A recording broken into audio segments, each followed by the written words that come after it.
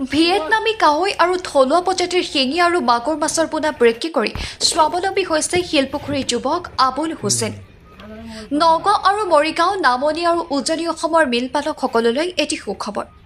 মীনপালকসকলে এতিয়াৰে পৰা ভিয়েটনামী কাৱৈ, থলুৱা প্ৰজাতিৰ শিঙি, মাগুৰ মাছৰ পোনা বিচাৰি যাব নালাগে পশ্চিমবংগ, কলিকতালৈ। এতিয়াৰে পৰা আপোনালোকে নগাঁও আৰু মৰিগাঁও জিলা সীমাসমূহৰ শিলপুখুৰীতে পাব ভিয়েটনামী কাৱৈ, থলুৱা প্ৰজাতিৰ শিঙি আৰু মাগুৰ, চিতল, কচ, ৰূপচন্দাকে আদি কৰি সকলো ধৰণৰ মাছৰ পোনা।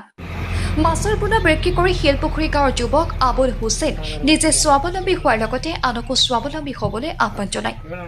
বিভিন্ন ধৰণৰ মাছৰ পোনাৰ কাৰণে মীনপালকসকলক 9101890854 নাইবা 9113650079 নম্বৰত যোগাযোগ কৰিবলৈ আবুল হুছেইনে আহ্বান জনায়।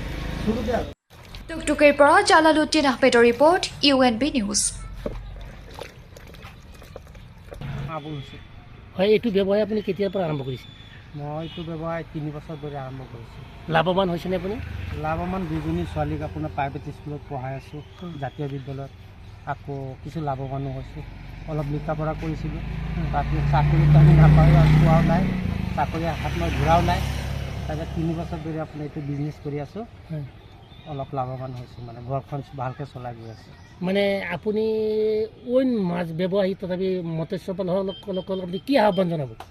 তাহাঁতক আপুনি মীনপালকসকলক কি আহ্বান জনাব? মই জনাওঁ যে চাকৰি পিছত নুঘূৰি পেলাই এইবোৰ মৎস্য বিজনেছ কৰক, লাভৱান হ'ব। ঠাইটোৰ নাম কি?